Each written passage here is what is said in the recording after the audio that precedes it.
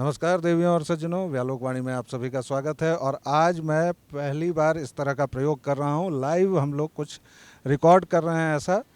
और हमारे साथ हैं धीरेन्द्र पुंडीर सर। सर बहुत बहुत स्वागत है। बहुत बहुत नमस्कार आपको भी व्यालोक जी, और व्यालोक वाणी के तमाम दर्शकों को मेरी ओर से बहुत बहुत नमस्कार और शुभकामनाएं।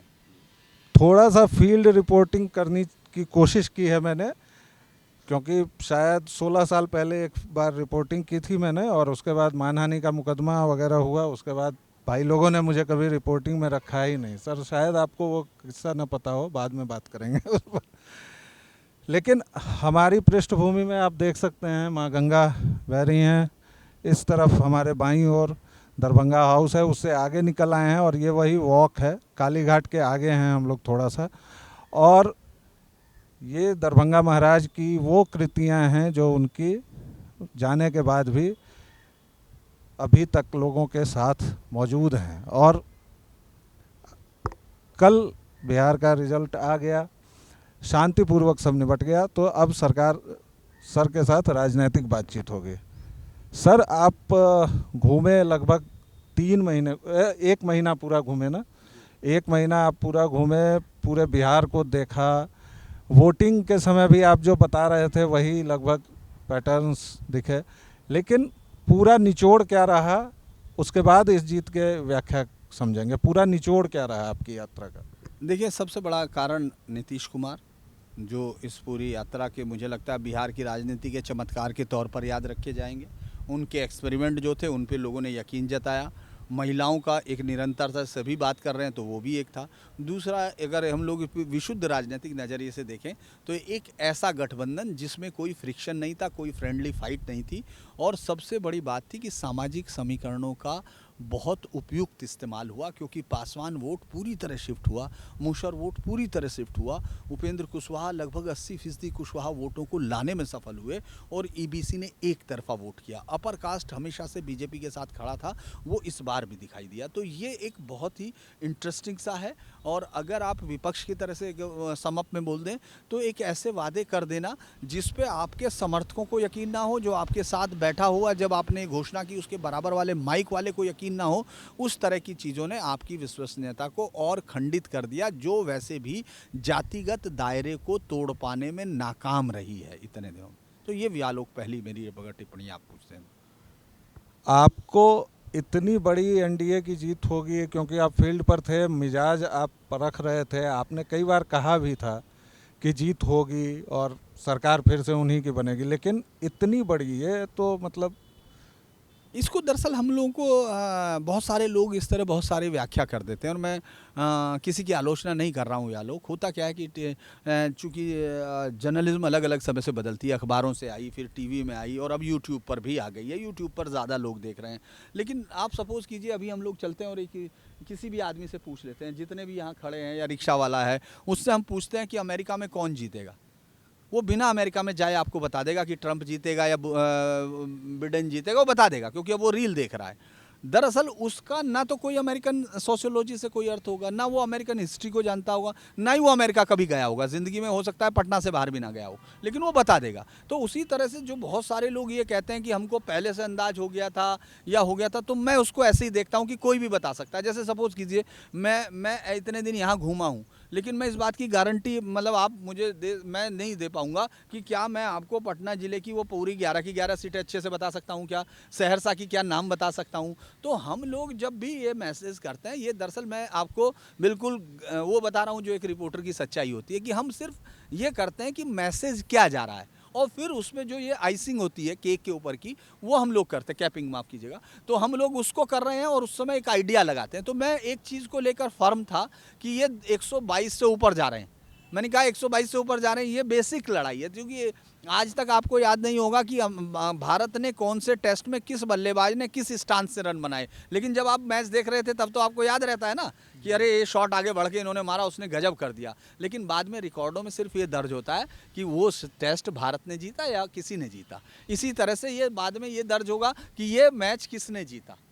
मतलब कौन विधानसभा में सरकार बनाया? तो 122 सीटें पहली ज़रूरत थी और उसके बाद की जीत है वो सामाजिक समीकरणों के जुड़ने की। मुझे कई बार लग रहा था कि कहीं ये 2010 तो दोहरा नहीं देंगे। ये बातचीत में मैंने कई बार कहा, लेकिन मैं संख्याओं को नहीं दे रहा था। हाँ, ये ज़रूर था कि धीरे धीरे हम लोग इस पे आने लगे, यकीन होने लगा जब ग्राउंड पे तो कि 150 आएंगी, 175 आएंगी। लेकिन भाऊ तोरसेकर के साथ जब उनकी बातचीत थी तो उन्होंने बिल्कुल ये एग्जैक्ट रिजल्ट प्रिडिक्ट किया था। उन्होंने कहा था कि कांग्रेस नहीं जा पाएगी दाहीं पे और माले से, हालांकि उनका कहना था माले से नीचे जाएगी, लेकिन इनके लिए उन्होंने कहा था कि ये 170-75 को पार करते हुए आगे बढ़ जाएंगे। तो मुझे लगता है कि बहुत सारे उनकी बातों पर हमको ज़्यादा यकीन आता है, जो इतने सालों से 4-5 दशक की पत्रकारिता जिनकी रही हो, तो उनको इसी तरह से आता है। लेकिन जनरली मुझे ये लग रहा था कि ये सरकार ग्राउंड पर एंटी इनकम्बेंसी नहीं है, महिलाएं जातीय और धर्म के दायरे को तोड़ रही हैं, और दूसरा जो जातिगत आधार पर है, तेजस्वी कोई भी नया ग्रुप अपने साथ जोड़ नहीं पाए। तो लिहाजा मुझे था कि ये वहीं के वहीं रुके रहेंगे और ये सरकार चूँकि 32 सीटें 34 सीटें अब तक ये आ चुका अभी प्रिलिमिनरी डाटा में कि वो सिर्फ चिराग पासवान ने जिता दी हैं और खुद अपनी भी ले आए। तो अगर आप इसी तरह जोड़ते चले जाएंगे तो आपको सारे गणित सुलझते चले जाएंगे। और बल्कि मैं तो ये कहूँगा कि ये चुनाव बिल्कुल गणित की परिभाषा पे, मतलब गणितीय परिभाषा पे एकदम एक्चुअल उतरता है बहुत सारों में। ओके, आप चूँकि पत्रकारिता से भी लंबा नाता आपका है और अभी भी आप पत्रकार ही हैं, आपने पेशा थोड़े न छोड़ा है। पत्रकारिता आज जिस तरह से हो रही है उसके लिए क्या कहेंगे? एक दो लाइन, ज़्यादा नहीं, 1 से 2 लाइन। और दूसरे, बिहार के लिए आगे क्या? जब आप घूमे पूरा बिहार, आपने देखा, जैसे मैं बड़ा चिंतित रहता हूँ, मुझे लगता है बिहार एक इनर्शिया में है, मतलब नोबडी केयर्स। मैं और आप अभी गंगा माँ के तट पर गए थे, हमने देखा वहीं गंदगी है, वहीं ये है। ये सारे आचार व्यवहार, बिहारीपन के गायब होने के कितने लक्षण आपको दिखेंगे? और मतलब इसी सब तमाम बातों पर आप एक कंक्लूडिंग रिमार्क्स शॉर्ट में दे दें। देखिए, पत्रकारिता तो हमेशा रूप बदलती है। हम लोग उनके विश्वास को देखते हैं, हमें विश्वास दिखाई देता है, और हम लोग अगर उसको देखेंगे पत्रकारिता की पूरी कहानियों को, तो उसमें लगेगा कि जैसे अब लोगों का रिश्ता, चूँकि पत्रकारिता आदमियों को पढ़ने की कला है, समय को पढ़ने की कला है, तो उसमें कम लोग होते जा रहे हैं। मुझे लगता है कि हम लोग टेक्निक्स पर ज़्यादा आधारित हो गए, लोगों के साथ कम हो गया जो ह्यूमन हम लोग वो मानते थे उस तरह का। दूसरा क्या है कि आपने कहा कि क्या होगा, मुझे लगता है कि बिहार ने इनर्शिया तोड़ दिया है। ये चीज़ें जो आप गंदगी की बात कर रहे हैं, ये अमूमन एक ऐसा प्रेसिस है जो सफाई के साथ जाएगा। लेकिन आप उसी बिहार में, अभी मैं आज सुबह जब पटना में गया, उस पर गांधी मैदान पर गया, तो मुझे वो जो 10,000 5,000 बच्चे, जो लड़कियां, जो बड़ी संख्या में लड़कियां, जब वो तैयारी कर रहे थे, तो मुझे लग रहा था कि नया बिहार इनसे लिखा जाना है। उसमें हमारे समय की टूटी हुई निराशाएं या बहुत होठों की सिलवटों में छुप गए शब्द, ऐसा कुछ नहीं दिखेगा।